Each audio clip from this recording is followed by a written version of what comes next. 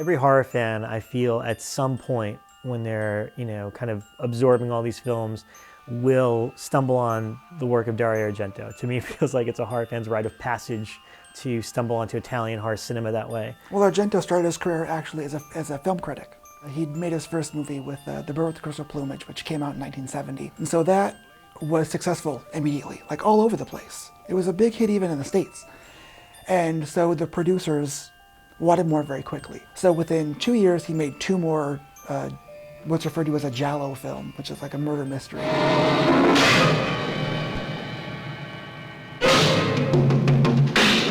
He'd kind of made a career of these kind of murder mystery types of films, culminating in a way with Deep Red in 1975, which was probably, at least to me, like the pinnacle of this form and kind of what he would become known to do. And Deep Red had a little bit of the supernatural in it, with this whole idea of this ghost child in this house and all these kind of strange things being discovered. You're getting closer and closer to the most unnatural kind of death.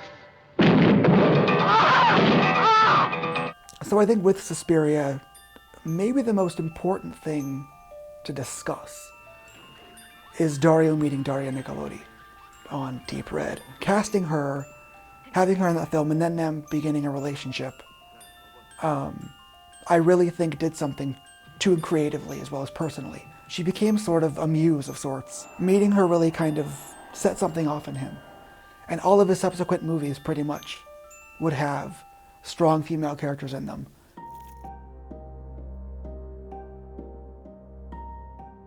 Thomas de Quincey wrote something called Confessions of an Opium Eater, and it details the 3 mothers, the 3 witches of the Suspiria mythology. The writing is basically an opium-laced fever dream in a way. I think maybe more importantly was, again, Daria Nicolodi and her telling this story of her grandmother going to this school, but that this school also had witches in it. So I think maybe even that, maybe more than the writing of Thomas de Quincey influenced Argento. She's interested in your favorite subject, witches. Can you tell her something about the mysterious? He very much believes in the supernatural world. I mean, he's raised Catholic, and as much as most of Italy is Catholic, he really believes in this whole black triangle, witches triangle of, I guess it's like Austria, Switzerland, and Italy right there. Because when we were talking about filming in Torino, he was like, this place has more witches than anywhere. And I'm like, what do you mean? It's like, you look it up. There's more witches and more Satanists in Torino than any place else in the world. He was like really proud of it. And I think a big part of Suspiria was him trying to say, witches are real. It really reinvented a witch tale. It kind of takes almost a realistic yet surrealistic approach to kind of the witch lore. I think that's what makes it kind of scary, is it touches on something that we have a general knowledge of and yet presents it in a way that's very unique. They lied to us. The directress is here. That's her, the one who's snoring. She's the directress. How do you know? I'm sure it's her. The thing that's fascinating about Suspiria is that the story is so incredibly simple. In that way, it becomes almost whatever you bring to it. The plot's kind of barely there. The characters are kind of barely there. But I think it's intentional because he's kind of telling a sort of a fairy tale. So it's a very simple story of this girl's journey. Suspiria is about a young ballet student named Susie Banyan who is traveling to Germany to attend this prestigious ballet school. Once she gets there, she discovers a couple of weird things. First, the girls are all kind of bitchy and catty, and they're really mean to each other. But she makes friends with one girl in particular. There they go, right on schedule. The teachers, remember? Can you hear them? But then she realizes that some of the girls have disappeared and that she seems to be getting sick while she's there and having these fainting spells. And again, the energy of the woman, she's got kind of in a way, not one evil stepmother, but several to kind of guide her or torture her through this journey. There is something boiling under the surface that is ugly and dark. It's the same thing David Lynch does all the time. You take what looks like a clean, normal environment and you sort of peel back and you see the ugly scabs underneath. And there's a lot of that in Suspiria. There's this sort of bizarre sense that evil is lurking. Argento's always a little weird narratively, but this one, the closest I could describe it to is nightmare logic. It doesn't even feel real because the way that it's shot and the colors and everything, like you almost don't know, like, am I watching a regular story or am I watching someone's kind of nightmare like unfold? Luciano Tovoli was the DP on Suspiria, and he hadn't done a whole lot before the movie. For someone who has made such a mark with this incredibly, imaginative and dynamic picture, his initial career was relatively straightforward. And it was really with his sort of relationship, his longtime working relationship with Michelangelo Antonioni, that he really started developing his own style and his own approach and his own way to represent, especially color. He just wasn't that interested in horror movies or, shock films or this kind of suspense type thrillers that Dario was making. But at the same time, he was becoming aware of Dario as a very successful director. And it wasn't long after that that he came in contact with Dario and they embarked on Suspiria. I know that Argento told Tovoli that he wanted a very specific look with the movie, with the primary colors, just that it should look almost like a three-dimensional cartoon. And I've heard Dario say that, that he was kind of going for kind of the look of Walt Disney's Snow White. And there's a really common misconception about the movie is that it was shot with a Technicolor camera, which it was not. The use of Technicolor cameras, especially in Hollywood, was primarily from the 1930s into the 1950s, because in the 1950s, Kodak started introducing film stocks, which Technicolor could then take and separate into red, green, and blue. And those red, green, and blue records of the color would then be used in the Technicolor printing process to apply these different colors of dye onto this clear strip of film. Because they had the control of the red, green, and blue going directly onto the strip of film, Dario and Tovoli could very carefully control those colors on screen. So if there was a particular scene that they wanted to accentuate the red, they could pump up the red very specifically, because in controlling the red dye, they're only controlling that color. The rest of the colors stay exactly the same. The way that it handles colors is so unnatural that it kind of creates kind of what he calls kind of like a cutout cartoon. A lot of the use of color in Suspiria was more about, in terms of the story, finding contrasts between scenes rather than a specific use of color for a specific meeting. So if there was one scene that was going to be completely red, let's contrast that. Let's go further down the rabbit hole with a different color. There's lots of different themes at work in Suspiria. First, there is the whole coming-of-age tale. Susie Bannion is supposed to be a young teen, just kind of moving into her own world as she leaves her home in New York and heads to Germany, being away for the first time. Argento casting Jessica Harper is kind of interesting because he had seen Brian De Palma's Phantom of the Paradise and liked her in that. But he's commented in a few interviews that she would make an interesting fairy tale heroine, and more specifically maybe to play Snow White, because of her rather kind of doll-like features and her big eyes.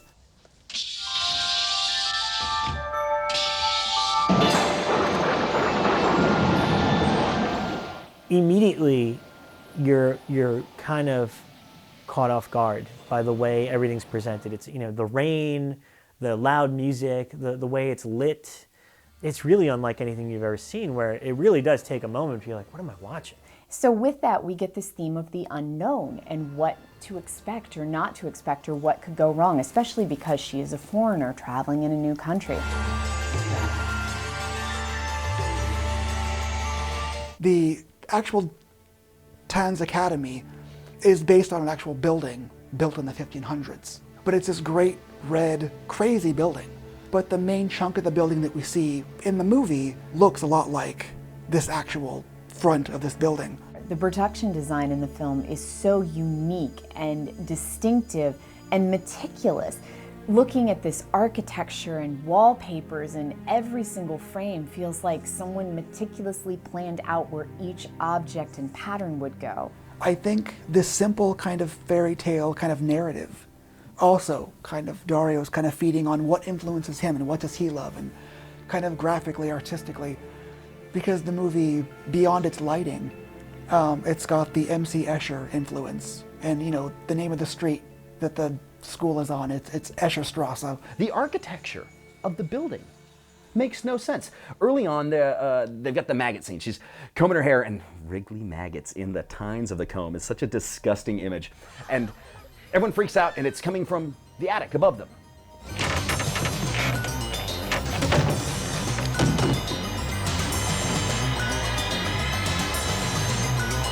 Well, later on in the movie, Jessica Harper's in her room, and she hears the footsteps of people walking around. So, I can follow where they are by their footsteps. Maybe we can find out where they really go. And it's the floor where the kitchen is, and the hall that leads to the like, that's not the attic. Who's there? Like, everything about it feels like it came out of this horrific sense of lack of control. And she starts hearing stories about the headmistress, Helena Marcos, and how there's all of this weird stuff going on with her. And she begins to get the feeling that there's something really sinister happening at the ballet school. Casting Alida Valli in it, I think maybe is the bigger kind of deal for Dario, because she was a huge star in Italy. She was started out in radio and then went into film, had a fairly big career by all accounts, and so he wanted her for this part, and I just think visually it's interesting looking at her. I had no idea you were so strong-willed. I see that when you make up your mind about something, nothing will change it for you. Because Leda Valli's got this great kind of very big presence, and her and Joan Bennett are frankly very masculine. Let's go to the first aid center. Even if you can't see the blood, at least you can hear that poor child's crying. That's enough now! Joan Bennett comes out of old Hollywood. She made a lot of film noir that I'm sure Dario grew up watching. But you know, the generation at hand, I'm sure most people saw her in Dark Shadows. So to have her play this rather kind of rigid matriarch in Dark Shadows, and then to have her play kind of a similar thing in Suspiria, I don't think was lost on Argento, because I know that Dark Shadows was popular worldwide. It was a huge phenomenon. And so I'm sure he watched it, and just as he had watched her older, work, and I think the idea of old Hollywood and older film stars attracted him just in the way that he used, like Carl Malden, for example, in Cat Nine Tails. You've done very well, congratulations. I don't know what the word secret or irises mean either, but I think it's only right we should let the police know about it. It's interesting, the use of camera movement in Suspiria, it's not what people talk about, first and foremost. They always talk about the color. But Tovoli's use of movement in a lot of ways is very similar to what he did in The Passenger, where we're slowly tracking with characters, we're slowly pushing in on things, we're slowly entering into new spaces. And it always rides kind of like shoulder level and looking kind of up a little. And that sort of keeps these figures feeling at the same time mythic and small, because the way he placed all the fixtures high. It's not trying to suggest an omniscient sort of perspective of some power. I know that in a lot of cases, the lights were so close to the actors that it was so hot. And in some cases they had put like fabric over the lights and not necessarily gels to get the intensity of the color. And they would put the lights, Tovoli had told me, quite close to the actors. Not to the point of danger, but just that I'm sure it was kind of uncomfortable. In the same sense that Argento lights and composes a frame that looks beautiful, he's that one horror filmmaker that's able to equally make the murder sequences in his films equally as beautiful.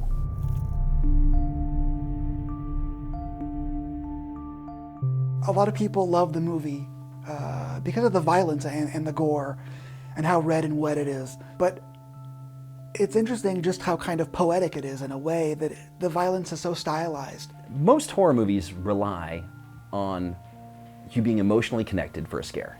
They rely on you being in tune with the characters and really loving them.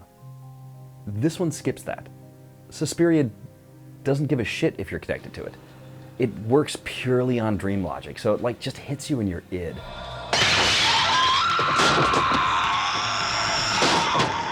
Like the first murder is the two girls, one of them comes through this gorgeous stained glass window. They were almost set pieces where you got to see these violent deaths dragged out on screen where you don't pan away or anything, you get to see the whole thing. The skin is peeled back in a way that looks like, like somebody just pulled back the foil on a baked potato. A heart is just sort of randomly floating in negative space and then gets stabbed in this awful way. Because you're seeing a knife hit and hit and hit, and then the close-up of, boom, right in the heart, and you're like, ew.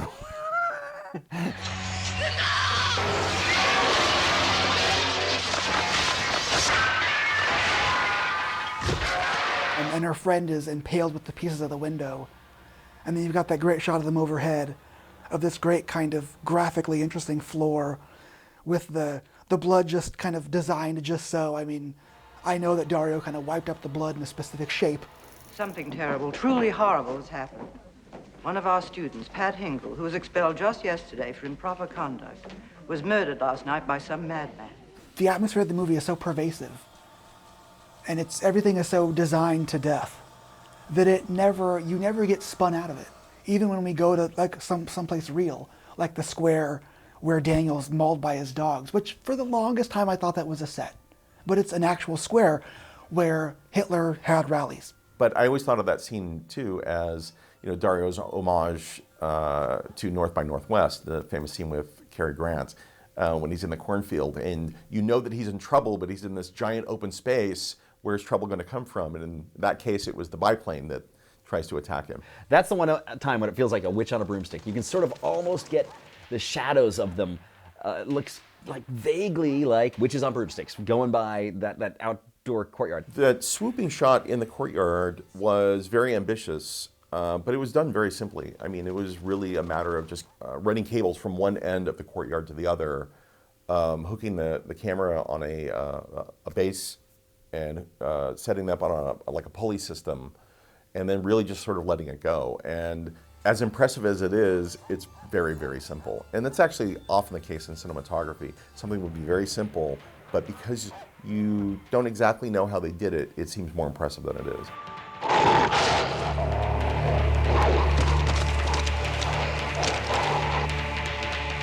There's something universal about being cut that, everyone's, nicked themselves on a knife or something. What it feels like for something sharp to cut you.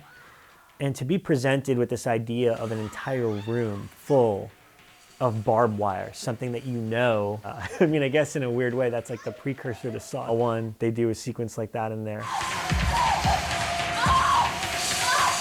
The scene at the end where Susie is trying to find Helena Marcos so that she can find the witch, and she's counting the steps, and she remembers that the girl at the beginning told her, "Blue iris, look for the blue iris."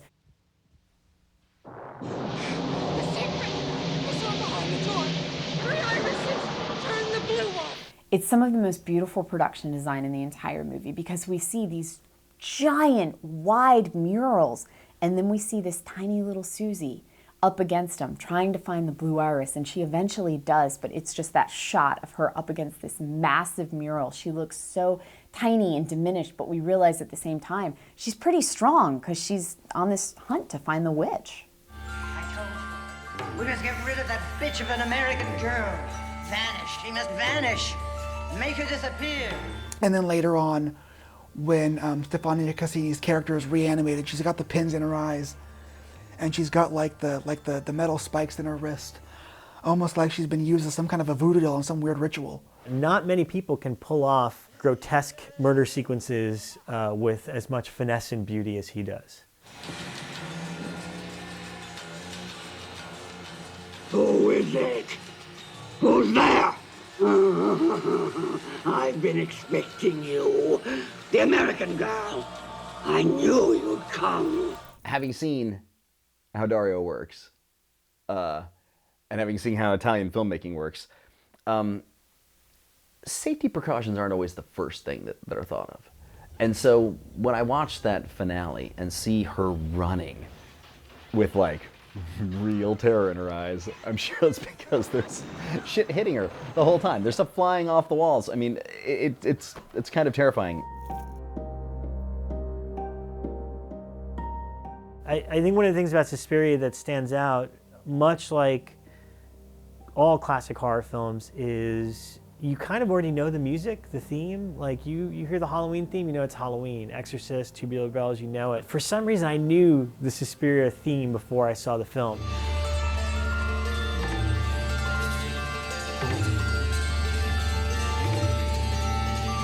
Goblin's score for Suspiria is absolutely insane. I mean, like, it's bonkers insane.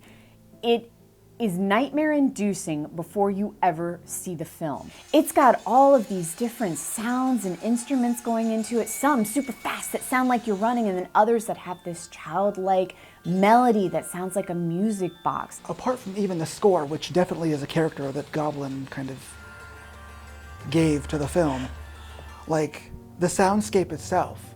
Like you've got this score made up of like shrieks and wails and these odd noises. And at some point, I stop and think, are some of these sounds actually being heard by these people? Is it diegetic sound or is it all soundtrack? It's so just oddly woven together.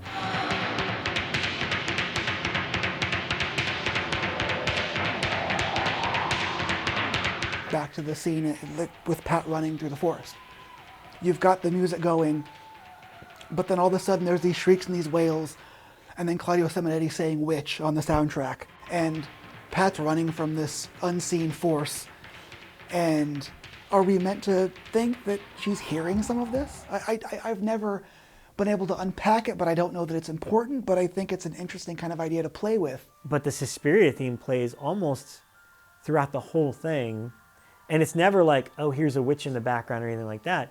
It is just playing to evoke that dread out of you at any point in the film. And again, it kind of makes you feel like you're in a nightmare the whole movie and any time it comes up.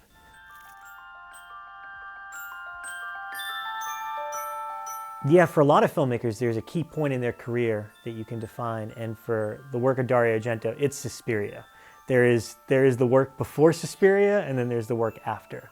And I think that's interesting when a filmmaker hits one certain film that kind of defines them. And I think Suspiria is Argento's defining film. Suspiria was fairly successful all over the place right out of the gate. I believe that Fox created an arm just to distribute this movie because I want to assume they were a little hesitant after they saw what this was. And the ad with the woman combing her hair and she turns around, it's the skeleton, and the fleshy letters just sort of pulse and breathe and go Suspiria. I was fucking terrified. Suspiria.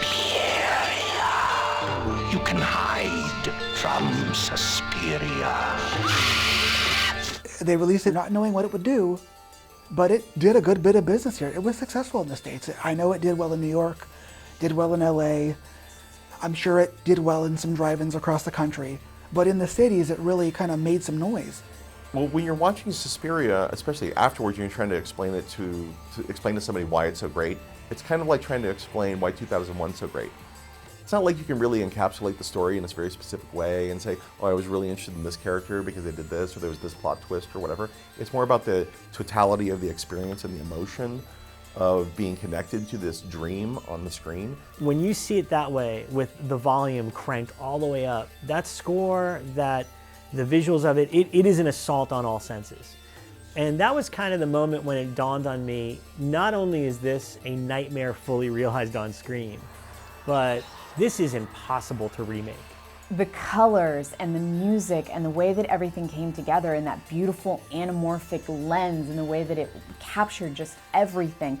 Every inch of that screen felt like it was painted. And I've talked to several people that saw it in its original run, John Carpenter being one of them, and he said, sitting in that theater, listening to this soundtrack was unlike anything I'd ever heard because you had this 4-track sound, it was loud, it was aggressive, it had this crazy soundtrack. John had mentioned how much he loved the minimalist, like kind of music in it, and how it's just this repetitive theme. and how that and Tubular Bells had influenced what he would write for Halloween. Throughout the past few decades, Suspiria has been one of the most influential films, not even just for the fans, but also for horror filmmakers. It's one of the titles that I hear come up constantly when I'm asking people, what are your favorite horror films, and also what horror films influence you in your career? Suspiria is constantly there. Suspiria is 40 years old now, and the fact that modern filmmakers are still inspired by it, it's almost in the same way where you hear a synthy score in a modern horror movie and immediately the term is, oh, it's a Carpenter-esque score. Nowadays, if you bathe your frame in colorful lighting, you're going for an Argento.